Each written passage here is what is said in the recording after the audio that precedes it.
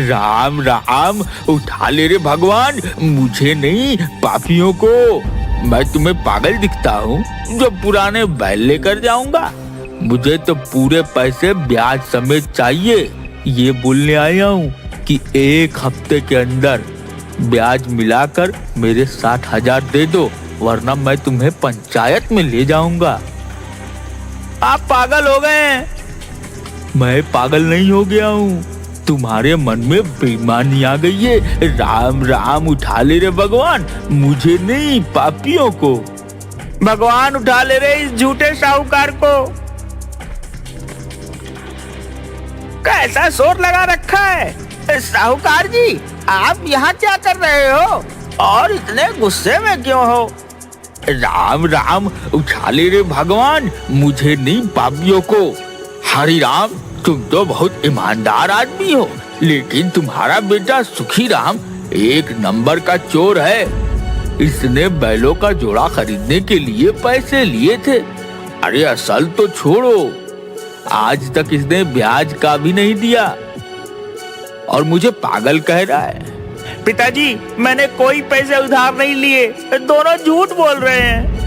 राम राम, उठा ले रे भगवान, मुझे नहीं पापियों को। मैं किसी को पैसे देने के पहले लिखा पढ़ी करता हूँ। मेरे पास कागज हैं, मैं पंचायत में जाऊंगा और अपने पैसे ब्याज के साथ वापस लूंगा। मुझे भी एक कागज लिख कर दिया था, मेरे पैसे वापस नहीं करेगा तो मैं भी साहूकार की तरह पंचायत में जाऊंगा। मैंने कोई पैसे नहीं लिए, ये दोनों झूठ बोल रहे हैं। अगर तुमने पैसे लिए हैं तो तुम्हें पैसे लौटाने चाहिए। दुखीराम अपनी बात पर अड़ा था, साहूकार और बंसी अपनी बात पर। धीरे धीरे बहस बढ़ती गई और बात मारपीट पर आ गई। बंसी और साहूकार ने दुखीराम को थप्पड़ लगा दिए। हरिराम ने सबको शांत करके उनके घर वापस भेज दिया। मैं सच कह रहा हूँ, किसी से कोई पैसा उधार नहीं लिया। ये दोनों पागल हो गए हैं। हम कल बात करेंगे, आज तुम आराम करो। रात भर दुखीराम सोचता रहा, बंसी तो मेरा इतना अच्छा मित्र है, पर ये ऐसे झूठे इल्जाम क्यों लगा रहा है? और वो साहूकार सबको झूठ बोलकर उनके पैसे ब्याज खाता है। किसी तरह रात कटी और सुबह हुई। दुखीराम जाने के लिए तैयार हो रहा था कि तभी आवाज आई, अरे ओ सुखीराम, बाहर आ। कौन है? राम राम काका। तुम्हारे मुंह से राम का नाम शोभा नहीं देता। ओ सुखी राम के बच्चे, क्यों राम का नाम खराब करता है? मैंने ऐसा क्या कर दिया? तू मेरे घर में ट्रैक्टर लेकर गया था कि खेतों में कुछ काम है। मैंने कहा कि डीजल आज ही भरवा रहा है, तो तूने मुझे क्या बोला कि काका आप फिक्र मत कीजिए, मैं ट्रैक्टर में वापस डीजल भरवा कर आपको वापस कर दूंगा। मैंने कब ट्रैक्टर उधार लिया? मैं झूठ बोल रहा हूँ। नहीं नहीं, ये तो मुझे झूठा साबित कर रहा है। आप दोनों क्या बोल रहे हो? मुझे कुछ समझ में नहीं आ रहा है।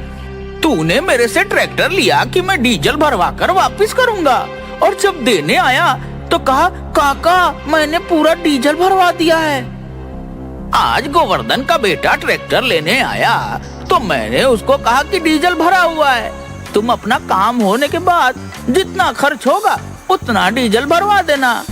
लेकिन वो ट्रैक्टर तो हमारे घर से 50 कदम की दूरी पर जाकर बंद पड़ गया।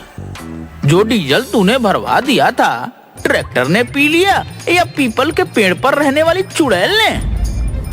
मुझे तो ये सब कुछ समझ में नहीं आ रहा कि आपसे ट्रैक्टर कब लिया। अरे मैं तो पूरा दिन घर पर ही था। अरे क्या हुआ? अब तूने कौन सा कांड कर दिया जो गांव में इतने सारे लोग दरवाजे पर आकर खड़े हो गए? मैंने कुछ नहीं किया, यह गोवर्धन काका और श्री हरि काका झूठ बोल रहे हैं। आप बताइए, क्या मैं पूरा दिन घर पर नहीं था? हाँ, तू तो 4 दिन पहले बाहर गया था। 4 दिन पहले यह मेरा ट्रैक्टर ले गया और डीजल भरवाए बिना वापस रख गया, और आज झूठ बोल रहा है। तुम कल घर पर थे, लेकिन उसके पहले जो तुम बाहर गए थे और तुमने ट्रैक्टर कौन से खेत में चलाए हैं, मुझे तो कुछ भी नहीं बताया। अरे मैंने कोई ट्रैक्टर नहीं लिया। फिर क्या था, झगड़ा बढ़ा और दुखीराम की फिर से पिटाई हो गई। तुम ये क्या कह रहे हो? जिसे देखो वो हमारे दरवाजे पर आता है और चार बातें बोलता है और तुम्हें पीट कर चला जाता है। पिताजी मुझे कुछ समझ में नहीं आ रहा है। ना तो मैं किसी से पैसे उधार लिए, ना ही ट्रैक्टर लिया। ना जाने सारे गांव वाले झूठ क्यों बोल रहे हैं। दूसरे दिन सुबह पंचायत से आदमी आया और दोनों को पंचायत में आने के लिए बोल गया। दोनों पंचायत में पहुँचे। वहाँ आधे से ज्यादा गांव इकट्ठा था। क्यों सुखीराम, तुम्हारी बड़ी शिकायत आ रही है? सरपंच जी, मैं तो खुद ही नहीं समझ पा रहा कि क्या बात है। ये सब लोग झूठ बोल रहे हैं। चुप कर झूठे कहीं के। तेरा नाम ही सुखीराम है। तू तो बहुत बड़ा झूठा और ठग है। मुझे मेरी बात कहने दो। राम राम उठा ले रे भगवान, मुझे नहीं झूठ बोलने वाले को। ठीक है, हमारे कहने से कुछ नहीं होता, लेकिन ये कागजात तो झूठ नहीं बोल रहे। हाँ, इसने तो मुझे भी कागज साइन करके दिया था। मेरे पास तो कागज नहीं है कोई, लेकिन 4 गवाह जरूर है। सबकी बात सुनकर दुखीराम को चक्कर आने लगे और वो गिर पड़ा। उसे खाट पर लिटाया गया। थोड़ी देर बाद दुखीराम को होश आया। सरपंच जी, मैं सच कह रहा हूँ। ना तो किसी से उधार लिए, ना किसी का ट्रैक्टर। ना जाने ये सब क्यों झूठे इल्जाम लगा रहे हैं। देखो सुखीराम, कागज तो पक्के हैं, इन पर नाम और साइन तुम्हारे हैं। मैं तो तुम्हें यही सलाह दूंगा कि तुम पैसे वापस कर दो और अपनी गलती मान लो, ताकि ये बात यही पंचायत में खत्म हो जाए। वरना ये लोग कचहरी जाने की बात कर रहे हैं। कहाँ से इनको पैसे वापस करूं? क्या मैं कागजात देख सकता हूँ? दुखीराम ने बड़े ध्यान से सारे कागज देखे और चिल्लाया कि ये सब किया कराया सुखीराम का है। इन कागजात पर सुखीराम के साइन है, उसके नहीं। हाँ, सुखीराम तो तुम ही हो। सरपंच जी, मैं तो दुखीराम हूँ, सुखीराम नहीं। तुम दुखीराम नहीं, सुखीराम हो। मैं पहले दुखीराम था, अब सुखीराम हूँ। और ये कागज तो पहले के हैं, तो ये सब सुखीराम का किया है। हम सब जानते हैं कि तुम सुखीराम हो, इसीलिए यह सारा कर्जा तुम्हें देना होगा। पिताजी, आप इन्हें बताइए मैं दुखीराम हूँ। तुम क्या बोल रहे हो? तुम तो सुखीराम हो और वह दुखीराम है। मैं तो अब सुखीराम हूँ, पहले दुखीराम था। बेटा, तुम पहले भी दुखीराम थे और आज भी दुखीराम हो।